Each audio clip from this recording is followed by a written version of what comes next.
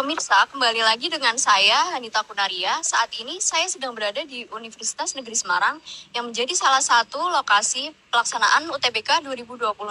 Saat ini di belakang saya sudah terlihat banyak orang tua peserta UTBK yang sedang menunggu anaknya selesai ujian.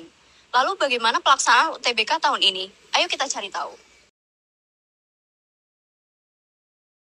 UTBK tahun ini dilaksanakan pada 21 hingga 30 April 2026 dengan sistem satu kali ujian tanpa kesempatan mengulang. Sesuai dengan ketentuan SNPMB, bahwa seluruh peserta diwajibkan datang lebih awal untuk melakukan proses verifikasi, mulai dari pengecekan kartu ujian hingga identitas diri sebelum memasuki ruang ujian. Dilansir dari website resmi SNPMB ID, proses UTBK dimulai dari registrasi akun pada tanggal 12 Januari hingga 7 April 2026, kemudian melakukan proses pendaftaran pada tanggal 25 Maret hingga 7 April 2026, dan harus melakukan pembayaran sebesar Rp200.000 pada tanggal 25 Maret hingga 8 April 2026. Hingga pelaksanaan ujian berbasis komputer pada tanggal 21 hingga 30 April 2026, dan hasilnya akan diumumkan pada akhir Mei mendatang, yaitu 25 Mei 2026. Dan untuk masa unduh sertifikat UTBK, yaitu pada tanggal 2 Juni sampai 31 Juli 2026. Sore, sebelumnya boleh perkenalan dulu nama Bapak siapa dan apa peran Bapak di sini? Selamat sore, nama saya Erianto Hendro Setiawan. Saya perannya kalau di Monef ini sebagai pendukung Monef sebetulnya. Sebetulnya pemonefnya itu ada sendiri yang Monef, saya pendukung Monef. Monef monitoring evaluasi untuk UTBK tahun ini ya, tahun 2026.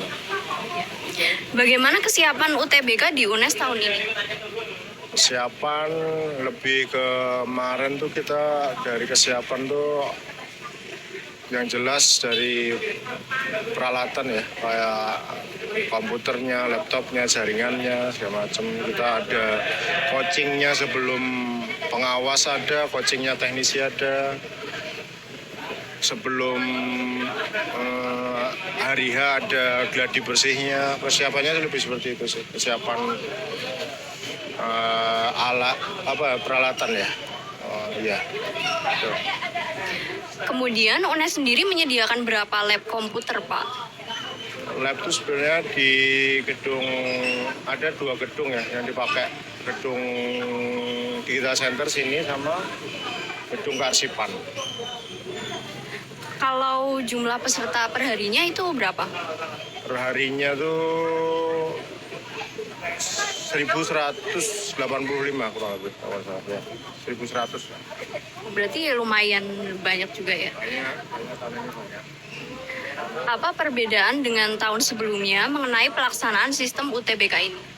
Perbedaannya sih nggak banyak yang berubah ya. Cuma persiapan kita lebih matang untuk sekarang, kayak komunikasi antar PJL, BPJL itu lebih mudah karena kita pakai alat komunikasi tersendiri. Terus rekap kehadiran kita ada sistemnya tersendiri. Seperti itu. Gitu. Perbedaannya pada apa yang kurang di kemarin kita tambahin sekarang. Bedanya itu. Oh, kalau gitu segitu aja dari saya. Terima kasih.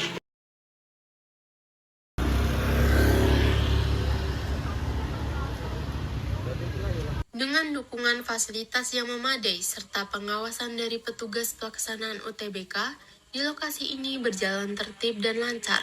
Sementara itu, di dalam ruang ujian, peserta harus mengerjakan sekitar 160 soal dalam waktu lebih dari 3 jam, menggunakan sistem berbasis komputer. Materi ujian berfokus pada kemampuan penalaran dan literasi, bukan sekedar hafalan, sehingga menuntut pemahaman dan logika peserta. Untuk soal tes potensi skolastik terdiri dari penalaran umum, pengetahuan dan pemahaman umum, pemahaman bacaan dan menulis, dan pengetahuan kuantitatif. Sedangkan untuk soal literasi terdiri dari literasi dalam bahasa Indonesia, literasi dalam bahasa Inggris, dan penalaran matematika. Jika melihat perkembangan UTBK dalam 4 tahun terakhir, terdapat sejumlah perubahan dalam sistem seleksi. Pada tahun 2023, UTBK masih dilaksanakan dalam 2 gelombang, dengan batas usia maksimal 25 tahun. Peserta dapat memilih hingga 2 program studi serta bebas menentukan lokasi ujian. Memasuki tahun 2024, batas usia masih sama yaitu 25 tahun, sementara pilihan program studi diperluas hingga 4 pilihan, mencakup jalur akademik maupun vokasi. Pada tahun 2025, pelaksanaan UTBK mulai disederhanakan menjadi 1 gelombang, dengan ketentuan pemilihan program studi yang lebih fleksibel, termasuk kombinasi antara program akademik dan vokasi. Sementara itu, pada tahun 2026, sistem seleksi kembali dilaksanakan dalam 1 gelombang, dengan batas usia maksimal 25 tahun, serta pilihan hingga 4 program studi yang terdiri dari program sarjana dan vokasi. Meskipun terdapat beberapa penyesuaian pada aturan, secara umum materi ujian tetap konsisten, yaitu tes potensi skolastik dan tes literasi, dengan total waktu pengerjaan selama 195 menit.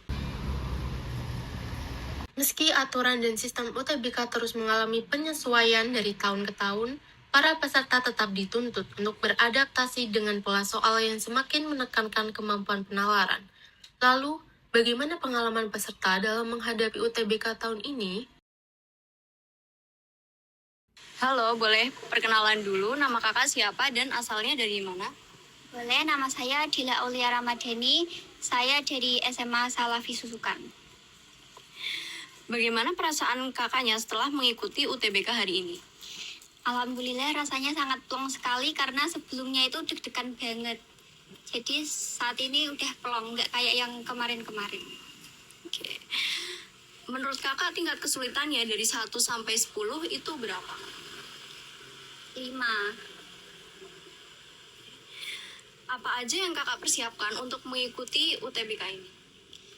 1 bulan sebelum pelaksanaan UTBK, aku belajar di Privat Al-Faiz itu di YouTube sama latihan UTBK dari Google. Oke. Apakah kakak puas dengan pengerjaannya? Ya lumayan puas, tadi ada 1 soal yang kelewat karena waktunya udah habis. Tapi ya dipuas-puasin karena kan udah belajar dari awal. Mungkin semoga saja hasilnya memuaskan. Baik kak, terima kasih ya atas waktunya. Ya, sama-sama. Oh, boleh perkenalan nama kakaknya siapa dan asalnya dari mana? Perkenalkan, nama saya Muhammad Fari Maskur. Saya berasal dari kota Tegal, Kak. Bagaimana perasaan kakaknya setelah mengikuti UTBK tadi? Jujur, sebenarnya campur aduk ya, Kak. Karena ini first time juga sebagai lulusan kelas 12. Tapi overall sih, menurut aku aman aja sih, Kak. Aman aja. Menurut kakak tingkat kesulitannya dari 1 sampai 10 itu berapa? Waduh, kalau tingkat kesulitan, mungkin menurut aku 7, Kak. 7 atau 6 gitu. Ya, segitu. Apa aja yang kakak persiapkan untuk mengikuti UTBK hari ini? Yang tentunya yang pertama adalah kondisi kesehatan tubuh ya, Kak. Karena kan kalau semisal kita kurang sehat, bisa memengaruhi otak kita buat fokus. Pertanyaan terakhir, kakak puas nggak sama pengerjaan yang tadi? Jujur selama ini aku agak kurang puas karena ada hal yang seharusnya aku bisa selesaiin tapi ternyata kehabisan waktu, terus ada salah ngitung yang akibatin kehabisan waktu. Jadi agak mungkin kurang. Gitu aja, jadi makasih banyak ya atas waktunya. Beragam pengalaman dan tantangan dirasakan langsung oleh para peserta UTBK tahun ini. Namun, jika melihat data secara keseluruhan, persaingan UTBK memang tidak bisa dianggap ringan. Dilansir dari website masukptn.com, data 5 tahun terakhir, jumlah peserta UTBK terus mengalami peningkatan. Pada tahun 2021, jumlah peserta tercatat sekitar 777.000 dengan tingkat penerimaan di angka 23,78%. Angka ini terus meningkat di tahun-tahun berikutnya. Pada tahun 2022 dan 2023, jumlah peserta mencapai lebih dari 800.000 dengan persentase kelulusan yang masih berada di bawah 30%. Memasuki tahun 2024 hingga 2025, jumlah pendaftar kembali meningkat hingga lebih dari 860.000 peserta, sementara tingkat penerimaan hanya berkisar di angka 29%.